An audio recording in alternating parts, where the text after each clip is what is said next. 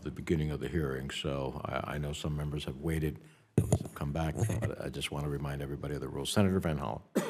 Thank you. Thank you, Mr. Chairman. Thank all of you for your testimony and for your service. Undersecretary Newland, thank you and the team for all you've been doing to support the people of Ukraine, both on the military front, the political front, and the economic front. My question relates to sanctions, because I think we put in place early on important sanctions on the Russian economy. Those include both financial sanctions, but also export controls. And I think, especially on the export control side, as time goes on, we've seen that they've had teeth. The Russians are trying to cast about the world, trying to get parts for infrastructure and military. We also, of course, as you mentioned in your testimony, put in place an oil price cap. And I do want to focus on that for a moment, because despite our sanctions, the reality is because of Russian oil exports, they continue to reap an awful lot of revenue to support their war machine. And I think the price cap on oil was an important innovation. But I guess my question is, what impact have we seen?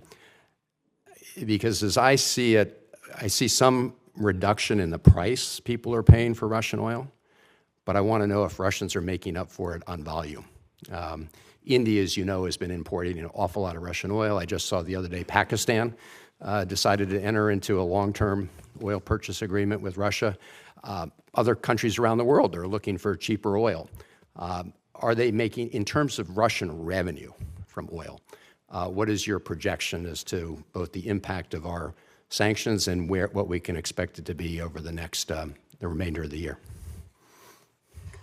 Well, thank you, Senator Van Hollen. I think one of the success stories of this campaign with our allies is that Europe, which was heavily dependent on Russian oil, is now gone to zero, and that the U.S. has successfully been able to support them in that, as well as increasing our own LNG exports to Europe some 68%. So the oil price cap, which was a new tool of diplomacy, of financial diplomacy, which some folks were skeptical of, has been extremely successful. As you probably know, the price of Russian crude was over $100 a barrel before the price cap, and it's now trading at around 40 per barrel as of January 9th. So even if Russia is pumping more to India and other countries, the profit margin that they're making on it is less. I frankly don't have in front of me the total numbers, but if we had not instituted the price cap along with our allies and partners, the revenues would have been off the charts. So, and countries like India that need the oil but don't want to fund the fuel machine, the war machine, have a better option. Sure. Look, I'm going to go from this hearing to a meeting with the Deputy Secretary of the Treasury, who's been very involved, as you know, in this, and try to get a full readout. But there's no doubt there's progress on the price of Russian oil, and I applaud the administration. That was an innovative approach.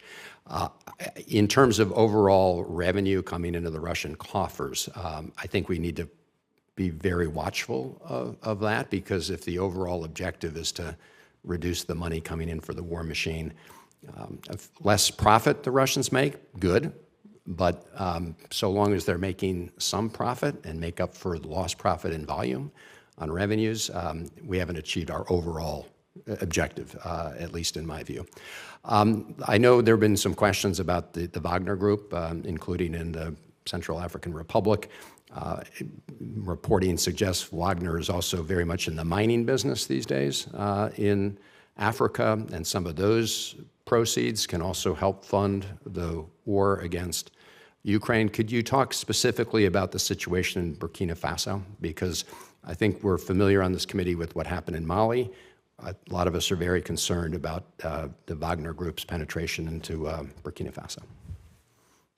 Senator, before you joined, I made reference to a new tranche of sanctions being announced today. They may already have been announced, which include a large number of Prigozhin and Wagner targets, and particularly Wagner targets in Africa, those who helped facilitate his network there.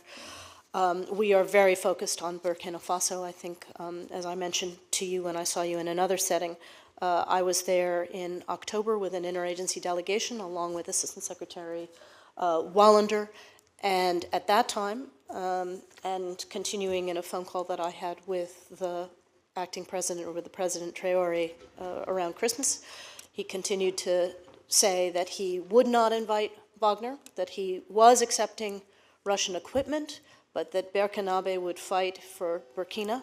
We have strongly encouraged them not to go in that direction, and cited the example of the Central African Republic and Mali, where they no longer control their own sovereignty, their own territory, their own mines, and that's the property of Wagner and directly funds the war in Ukraine. We are continuing to work on that issue within the constraints that we have in a country that has had a coup, Section 7008. We are encouraging those allies who can provide equipment to do so, and continuing our own security support as we're allowed. Thank you. And thank you, Mr. Chairman. Senator Haggerty. Thank you, Mr. Chairman. First, I'd like to state that I certainly want to see